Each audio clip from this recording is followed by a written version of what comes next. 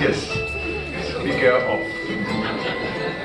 Alright, and roll them if you got them. Roll them if you got them. Speaker off.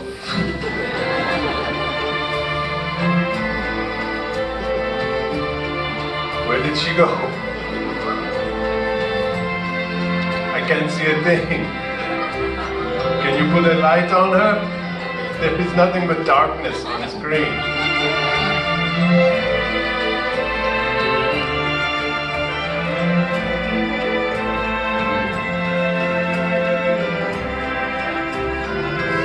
Hey, sound guy, come over here. Come over here. Now that's a little better.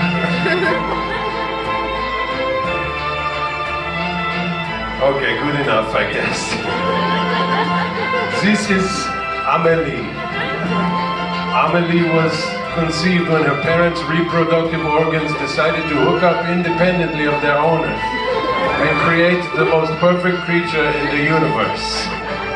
Amelie had a typical childhood. She was homeschooled by an orangutan who was well versed in Renaissance poetry. She had very specific likes and dislikes. Little things like running her tongue around the rim of her pint glass. Where is her pint glass? Why isn't she sitting in her normal seat? How come she moved? There it is. She loved to run her tongue around the rim of a pint glass. Yeah. The little things. The little things. She loved to do that while crossing her eyes at the same time. We cannot see the eyes with this lighting, but it is charming, don't worry.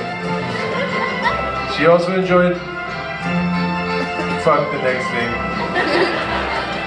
Amelie liked to sit in a movie theater and look behind her to see the faces of the audience. There they are.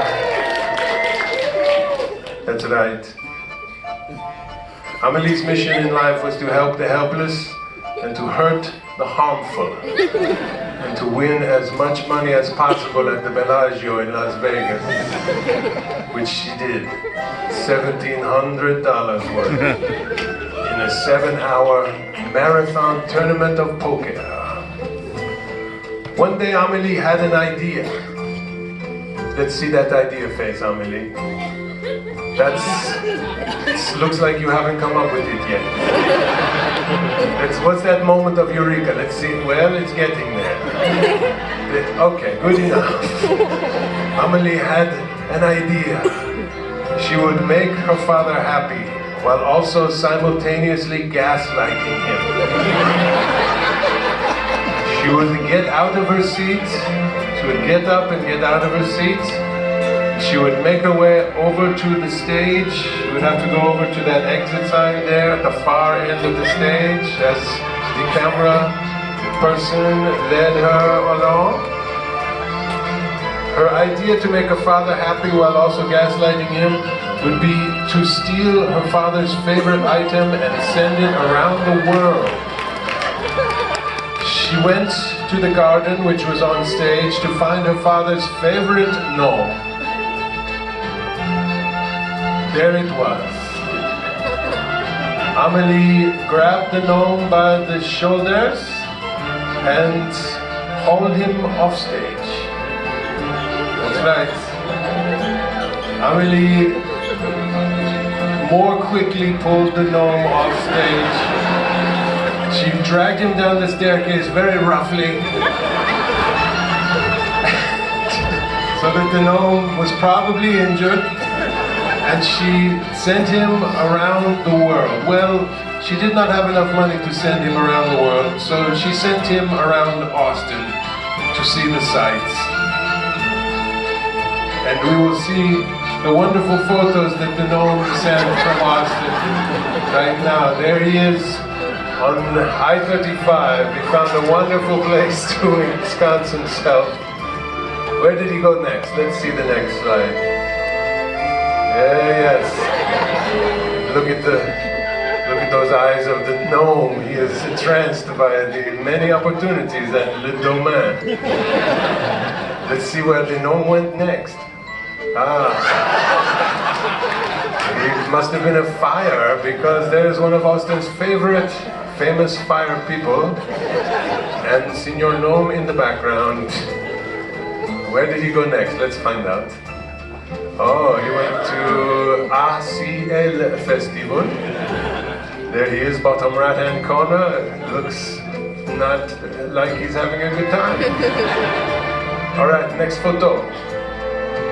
Oh yeah. Looks like he got a lift home from ACL Festival, from one of Austin's favorite scooterists. Next photo. Le photo proxime. Perhaps that is the final photo. All right, well, give it up for Senor Gnome and his adventures. Let's go back to the video camera and see what is going on camera.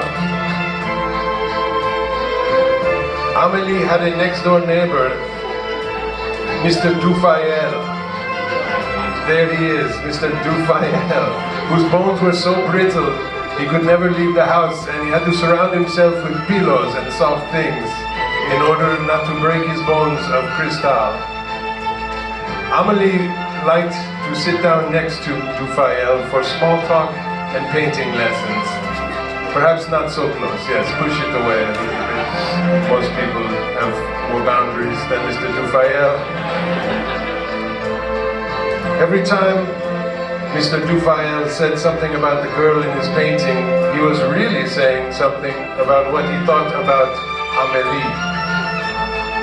You see, Amelie, the woman here with the water, she is doing a pretty good impression, or a job following the narration of the sketch, and she needs to be more brave, you know. She needs to find a man to love her, whose ass she can kick in poker, for example. One day Dufayel said something that really caught Amelie's attention. And you see, Amelie, you should probably go to the Dirty Dog in order to find such a man, like the woman in the painting. You understand? Yes. Amelie, That's great. Yeah, you did it. That's perfect. Amelie knew that Dufayel was right. He had raison. So, she set out that day to find her soulmate, who she didn't know who he was, but she knew he would find, she goddamn pronouns, she knew that she would find him at the Dirty Dog, Le Chien Gros. So she went to the place of the Dirty Dog and began to look around for the person with her most favorite quality, which was to be funny and a good father. No, not enough father and good funny qualities in that one. She looked again for a second choice to see. No, a little too much humor and good fathering there. Yes, perhaps, maybe this one. Yes, whoa, somebody, yes, isn't that so sweet? Ladies and gentlemen, she has found her mate of the soul. Give it up for Amelie and Edouard. There he is. What a great story. Wonderful ending. Great job. Sunny. Give it up for Sunny. Her name is Sunny. Now kiss together. Yes. Continue kissing. Make it wetter.